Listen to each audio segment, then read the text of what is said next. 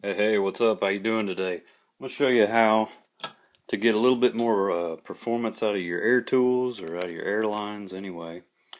Um, these male quick connectors come with just a 3/16 hole in them. You can drill them out to 1/4 inch. But this one I was a little surprised. I haven't done many yet. It's steel and it's hard steel. So you need something better than just your regular drill 1/4 inch drill bit. So thanks to a former employer, I've got this carbide tipped 1/4 inch gun drill, and that worked great. Um, so I don't know, I don't have that many carbide drill bits, so I was lucky I had this one. But yeah, you might could step drill it up with some regular bits, but I don't know. That first one I was trying was the next size up from a 3/16, and it was squealing like a stuck pig.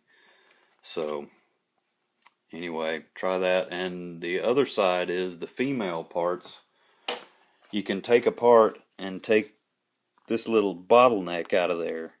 I haven't tested it yet. It may leak some at the quick connect, but you're no doubt will get more airflow going through that female part. I'll show you these two. I've got two different kind. This one you can stick in your vise, grab it right here about halfway, and then, well, yeah, and could leave yourself some room. Then grab it with your channel locks and just take it. It comes apart right there where my thumbnails are. And this older one I've got, this thing's so old. This little booger was turned sideways in there. I don't know how. I wasn't getting very good airflow at all through that, but this one's made different, and I got it loose so I can show you how. When you put it back together, you can get confused like I did, but the spring goes on first. I was trying to do it the wrong way, but that's how that one works. And then just snatch the